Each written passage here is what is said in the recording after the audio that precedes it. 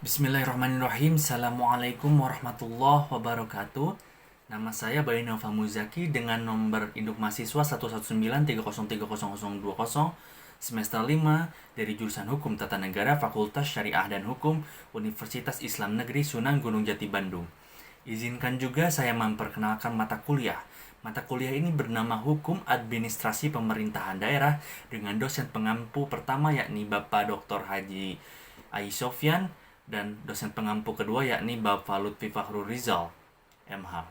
Insya Allah pada kesempatan kali ini saya akan mereview kembali pokok bahasan yang terdapat pada pertemuan 1 sampai dengan 7 mata kuliah Hukum Administrasi Pemerintahan Daerah.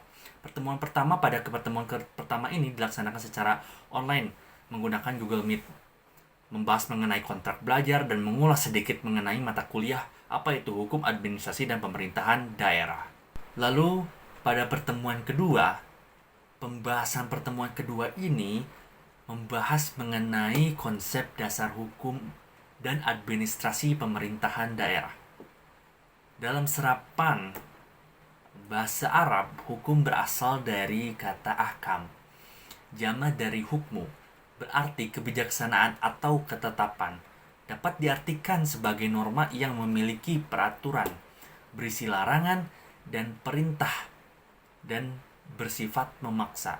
Sebab hukum sifatnya memaksa, artinya apabila tidak dilaksanakan ataupun dilanggar akan dikenakan sanksi.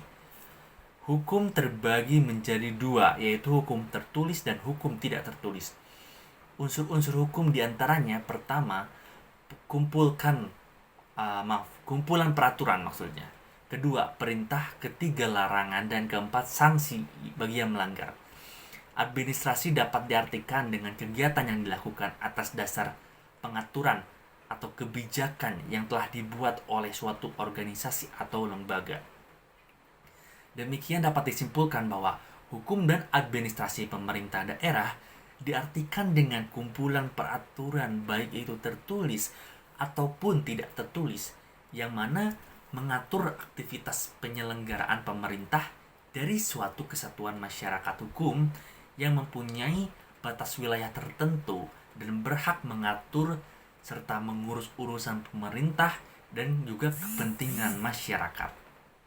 Lalu pada pertemuan ketiga ini membahas mengenai latar belakang pembentukan dan pemekaran pemerintahan daerah. Latar belakang adanya pemerintahan daerah ini sebab dari konsekuensi adanya teori pembagian kekuasaan. Karena sebab ditakutkan terjadinya penyalahgunaan kekuasaan, tidak mampunya mengurus dan lain sebagainya, maka tujuannya itu untuk mengefektifkan serta mengefisiensikan pelaksanaan tugas negara ataupun pemerintahan sebagai check and balance terhadap penyelenggaraan pemerintahan agar tidak terjadinya penyalahgunaan kewenangan. Menguntungkan untuk tujuannya yaitu untuk menguntungkan diri sendiri. Nah, lalu pembentukan dan pemekaran daerah ini sebetulnya itu telah diatur ya dalam Undang-Undang Nomor 23 Tahun 2014 tentang pemerintahan daerah yang terdapat pada pasal 31 ayat 3 membicarakan penataan daerah yang tersendiri ataupun yang terdiri. 2 yaitu pembentukan dan penyesuaian. Pasal 32 membicarakan pembentukan daerah yang terdiri. 2 yaitu pemekaran dan penggabungan. Persiapan daerah itu minimal 3 tahun. Karena untuk memastikan apakah daerah itu tentunya bisa dikatakan layak ataupun perlu dilakukan pembentukan baik pemekaran ataupun semisal penggabungan seperti itu. Lalu pada pertemuan keempat membicarakan pembahasannya ini mengenai asas penyelenggaraan pemerintah daerah.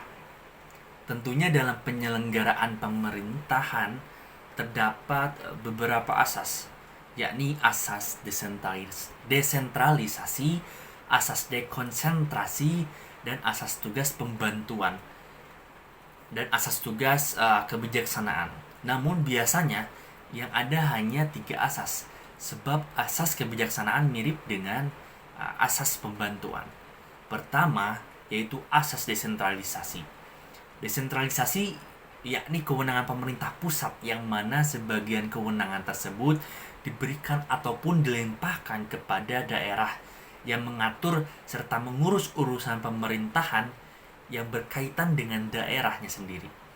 Pasal 1 huruf E Undang-Undang Nomor 22 Tahun 1999 Pasal 1 Ayat 7 Nomor 32 Tahun 2004, dengan adanya desentralisasi ini, pemerintahan daerah itu dapat melaksanakan atau menangani urusan-urusan pemerintahan tertentu sebagai urusan rumah tangga sendiri.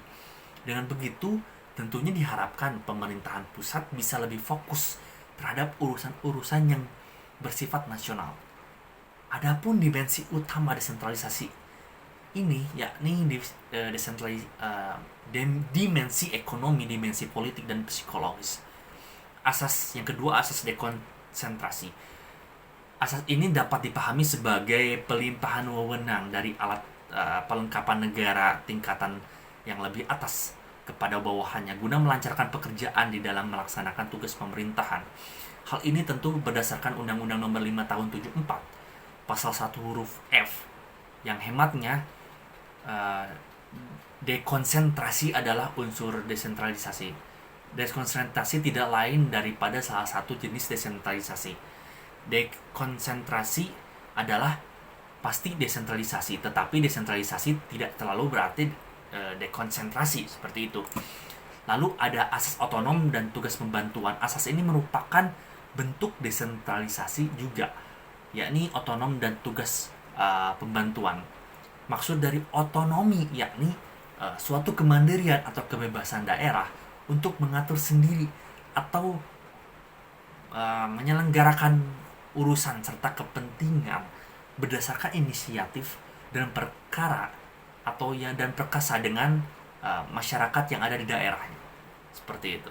Kemudian bertemu dengan pertemuan kelima, yakni membahas mengenai pembagian urusan pemerintahan. Urusan pemerintah adalah fungsi pemerintahan yang menjadi hak dan juga kewajiban setiap tingkatan atau susunan pemerintahan untuk mengatur dan mengurus fungsi-fungsi tersebut yang menjadi kewenangannya.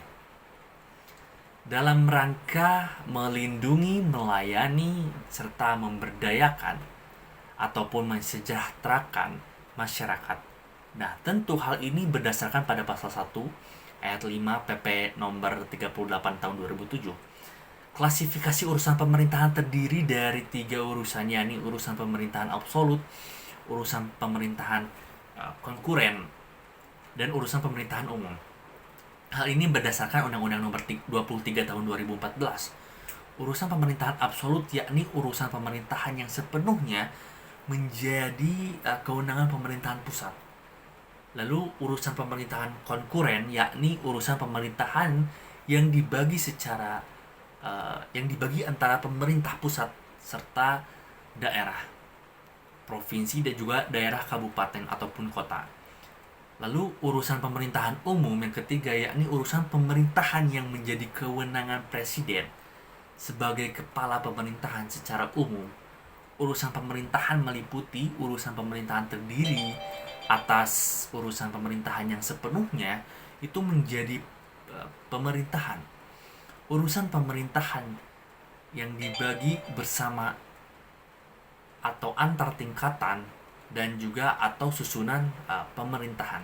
Lalu bertemu dengan pertemuan ke-6 yang membahas mengenai otonomi.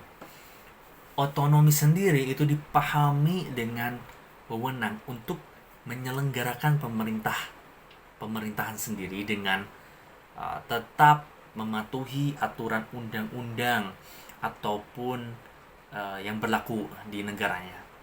Adapun jenis otonomi diantaranya yang pertama otonomi material. Dalam otonomi material, urusan yang diberikan ataupun diserahkan menjadi urusan rumah tangga yang diperinci secara tegas. Pasti kemudian diberikan batasan-batasan. Lalu di dalam praktiknya, penyerahan ini dilakukan dalam undang-undang pembentukan daerah yang bersangkutan. Otonomi formal yang kedua, dalam otonomi formal, urusan yang diserahkan itu tidak dibatasi. Juga daerah memiliki kebebasan dalam mengatur juga mengurus semua hal yang dalam pandangannya merupakan kepentingan daerah. Lalu ada pun yang ketiga, yaitu otonomi real. Pemahaman mengenai otonomi real ini merupakan kombinasi dari otonomi material dan juga formal.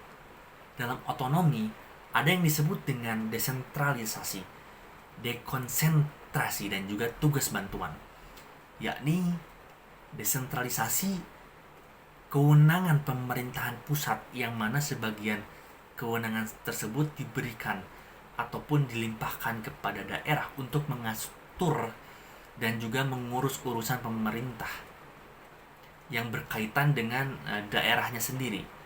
Nah, berdasarkan apa? Berdasarkan pasal nomor 1 huruf E Undang-Undang nomor 22 tahun 99. Kini pasal tersebut terdapat dalam pasal 1 ayat 7 nomor 32 tahun 2004. Lalu yang kedua, dekonsentrasi dapat dipahami sebagai pelimpahan wewenang dari alat perlengkapan negara tingkatan lebih atas kepada bawahannya guna melancarkan pekerjaan di dalam pelaksanaannya.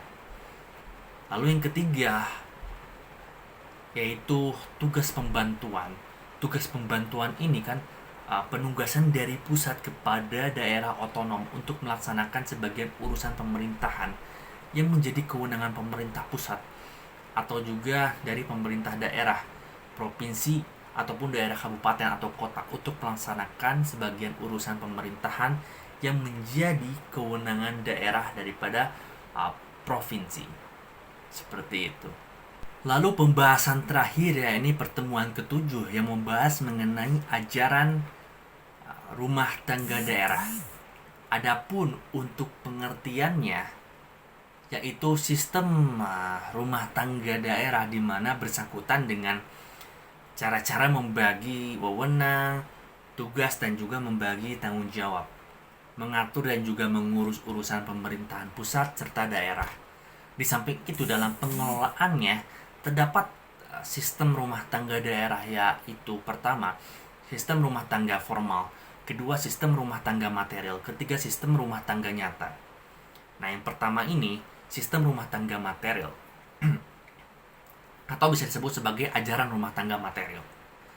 Nah, ajaran rumah tangga material ini adalah suatu sistem dalam penyerahan urusan rumah tangga daerah dan dalam pembagian wewenangnya tidak diperinci dengan jelas di dalam perundang-undangan. Tetapi memang tetap diperhatikan pula aspek-aspek penting serta rasionalitas dalam praktiknya.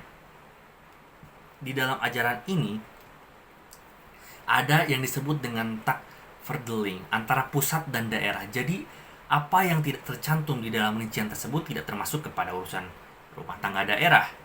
Daerah tidak mempunyai kewenangan untuk mengatur kegiatan di luar yang sudah diperinci ataupun yang telah ditetapkan. Lalu yang kedua, di dalam pengertian rumah tangga formal. Nah, rumah tangga formal ini yang sering disebut sebagai ajaran rumah tangga formal, tidak ada perbedaan sifat antara urusan-urusan yang diselenggarakan pemerintah pusat dan oleh daerah-daerah otonom. Dalam definisinya, yaitu suatu tatanan pembagian wewenang, tugas, dan juga tanggung jawab antara pusat dan daerah untuk mengatur, mengurus urusan pemerintahan tidak ditetapkan secara rinci. Maka di dalam ajaran ini tidak secara a priori ditetapkan yang termasuk rumah tangga daerah, tetapi memang sepenuhnya itu tergantung atas prakarsa atau inisiatif daerah yang bersangkutan. Nah, lalu di dalam sistem ini mengambil jalan tengah antara ajaran rumah tangga material dan juga rumah tangga formal. Dengan tidak melepaskan prinsip sistem rumah tangga formal, konsep rumah tangga real bertitik tolak dari pemikiran yang mendasarkan diri kepada keadaan dan faktor-faktor yang nyata, berdasarkan diri kepada kenyataan dan juga faktor-faktor yang nyata untuk mencapai keselarasan antara tugas-tugas dengan kemampuan dan juga kekuatan, baik yang ada pada daerah sendiri maupun di pusat. Dengan demikian memang pemerintah pusat memperlakukan pemerintah daerah sebagai bagian dari yang tidak dipisahkan atau yang tidak terpisahkan dari bagian pusat, seperti itu. Maka dari itu alhamdulillah itulah review mengenai mata kuliah hukum dan administrasi pemerintahan daerah pada pertemuan 1 sampai dengan ke-7. Semoga bisa bermanfaat bagi khalayak ramai. Saya Bayu Nova Muzaki mengucapkan terima kasih dan juga pamit undur diri. Wassalamualaikum warahmatullahi wabarakatuh.